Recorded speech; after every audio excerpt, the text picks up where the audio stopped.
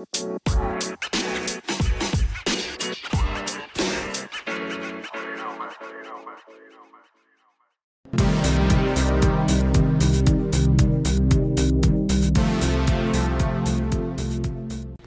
everyone, I'm Ryan, and today the Vocalist Magazine is sitting down with Nade. How are you doing? I'm good. Always good. Yeah. Good. So why don't, to start off, you just tell us a little bit about, I guess you're from Montreal, right? Yeah. Born and raised. So just tell us about sort of growing up in Montreal, what first attracted you to music in general? Well, first of all, I lived for a good part of my kid life, I guess, up north from Montreal, so like about 8 hours up north. Oh, okay. It's called Rouyn-Noranda. It's very Franco. Right. And I moved here in my last year of high school. So it was to me, it was kind of like moving to the big city. Right. Yeah. So that's pretty much when I started. I guess I always liked music and singing before. But it was hard for me to imagine what could come out of it, being from like a 40,000 people city. So when I got to Montreal, I just kind of like stumbled into, I guess like more artsy crowds, people that did music and whatever. And then I just ended up being kind of like a studio rat. Like I was always in the studio, like, can I do a back vocal here? Can I do? Like, I was always trying to get on somebody's track. And yeah, that's pretty much how it started. So do you have any like major early influences, people that, I mean, they could be famous people, or like you said, people that you knew that sort of really drew you in and made you think to yourself, this is what I want to do? I always kind of like wish I could do it, but I think like the first people that really gave me, I guess, like a chance, or I don't know how to call it, was people from Montreal, a group called Mosaïen. And they were really generous with their time and very generous with their knowledge. So they would allow me to just hang there and kind of learn by listening and just being annoying and asking questions. And so would you say that there was sort of like a moment, like in your early, when you first started out, when you sort of realized, wow, I can actually do this? Like, did you have, I mean, I know you just released your first big EP not too long ago, right? Yeah. I'm Fine. Yeah. And so I'm sure you've been touring around with that lately and performing that, but would you say that was like the big beginning, where when that came out, you said, wow, this is actually happening? It's kind of, I understand what you're saying. It's hard to like pinpoint, I think, because I've been doing it for quite a while, but always, like, I was always in school and I was always doing like a lot of other things.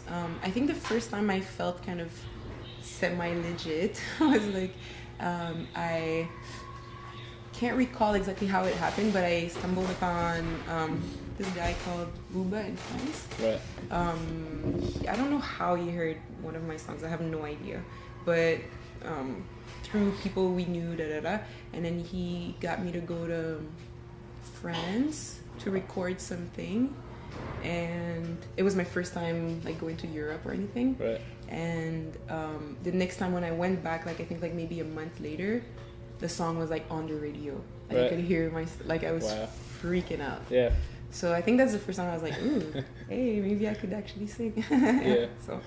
And so we mentioned your EP that just came out, and I really I listened. I think my favorite song was the first one, Angie. Oh, cool. Because I like how you sort of, you have like a track from Lead Belly on there at the beginning, and then you have props. Right. Yeah. Oh yeah. And you have, you're quoting the Stones, like you're quoting the Rolling Stones throughout the song. Oh my God, not a lot of people noticed that. Well, I was really like, because I first clicked to it and I was listening and I was like, this is not what I expected. Sounds at all. really, So what, like, was that you, like, listening to the, like, are those your influences? Were those songs that you said, I really want to do something with these?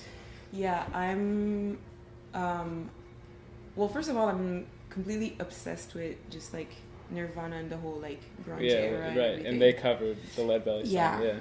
And I have this thing with the My Girl song. It's kind of like a cover of that because it's like Kurt's last song that he sang live. Right. And yeah, I was just like, I always really liked that song. And then like going from, like he was actually covering Lead Belly, so for me it was interesting to get to know him through Curtain. Anyways, so yeah, it kind of like ended up being just melting pot of a whole bunch of stuff that I like. Yeah. And yeah, me being from Rouyn-Noranda and whatever, like I didn't grow up listening to hip hop at all. I was like into like ska punk and like I was skateboarding. I had green hair. Right. So yeah. Yeah, it's a change. Yeah. Yeah.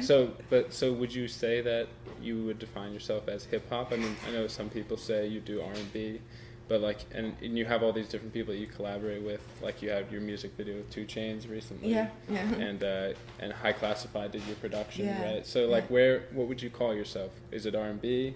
Is it hip hop? Somewhere in between, maybe? Yeah, it's like one of the hardest questions when people ask you like what type of music do you do. I usually just run away. But I think it's just like a mix of what I liked growing up and what I like currently. Right. I feel like my earlier influences are probably stuff that is gonna follow me throughout my life.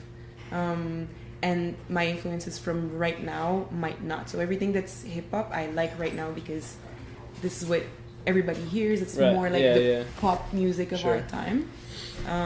But when you talk about like Pennywise, NoFX, Nirvana, it's like stuff that I'm always gonna listen to. Right. So it's right in the middle, if there's a middle from those two things. Sure, yeah. Because that makes sense because you're going with the flow, but you're also adding these things like Nirvana. And I mean, that's So, and so I guess what I'm most wondering is what's next. Like, because I know that you've been playing shows a lot lately. Yeah. You played Le Belmont, right? Yeah. So I assume you've been performing songs off of I'm Fine, yeah. right? Yeah. And so are you going to keep doing that through the summer, or are you going back to the studio and working on a new EP? I have we did like, I want to say like at least maybe 20, maybe more shows from the moment when I'm Fine came out. Wow. And now, like my last show is tomorrow. Oh wow. Yeah, my last show is tomorrow. On that from that cycle. stretch. Yeah. And then after that I'm going back in the studio. I'm like locking myself in, trying to do some more stuff. Like I kind of like gathered a lot of like ideas and emotions and whatever, but I didn't really have time to do it properly and go in for like 2-3 weeks. So I'm going to do that right after that last show.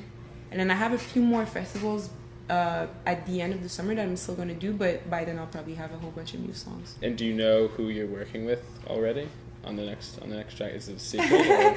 No, it's not a secret. There's I don't know, maybe it's a secret. I'll let you know when it's I'm like very, very superstitious. Right. I'm always scared of like jinxing. That makes sense. So for the summer, it's just going to be sort of bunkering down and working on new stuff? Yeah. So I'm doing, Mural Festival tomorrow. I'm doing Il Sonic. Mm-hmm. And I'm doing House of Paint in Ottawa. Those are like the ones that I know that I'm still doing, but after that in between I'm not doing anything else. I'm just going to be in the studio. Right. Cool. Yeah. So I guess, do you have any advice? I mean, this is the typical question, but I think it's what people are most curious about. Like, do you have any advice for people who are who are where you were maybe like 5 years ago, who are trying to get involved and trying to get signed onto a record label and all that? Like for me, it's probably different for everyone, but for me it was more about having the how can I translate it? I'm like instant translating. Yeah. Having the courage to take the time to really know what you personally like and like really become yourself. I know it sounds really cliche, but like go out, travel, meet new people, like kind of forge your identity so that you're very, very solid, and then after that the rest kind of follows. To me, that's what helped the most. Yeah. And then I guess before we go, just really quick, I know you had this music video that came out with 2 Chainz, and he was also featured. He did like an intro to one of your songs. Yeah. Do you want to talk about the actual process of filming a music video? Like, what is that itself like? Is it stressful? Like, you know, as opposed to performing in front of people, because I know that that's stressful enough, but it seems like a really different thing to actually be starring in your own music video. Yeah. Okay, so this question is, I think, because I had a very specific experience with that video, my answer is probably different than if you had asked me for another video. But this one was, it was a struggle, yo. Like, I can't even lie.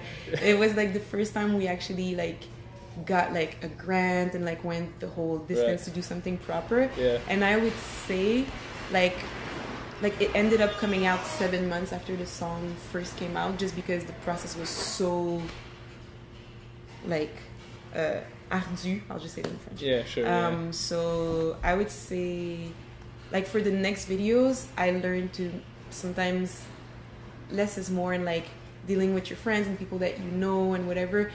It's sometimes you get like a better finish than doing when you try to make it too complicated. Yeah, but it came out well, I think. I mean, despite 7 months late, I mean, it came out well. Yeah, it's fine. It's fine. Well, do you have any last words? Like last words. Do you have any like social media you want to give a shout out to? Or I always get yelled at because I don't say these. So if you want to follow me, okay, I feel like super go for it, do it. If you want to follow me, it's Nade, like my first name, and Liones, like my last name. So it's Nade, Liones. It's really complicated. I don't know why we made it like that, but that's what it is. Maybe we'll write it at the bottom. Yeah, we'll put it on the video. And that's it. I put a whole bunch of exclusive there, and I try to keep people entertained. Great. Well, thanks so much for coming in. Thank you for having me. Yeah.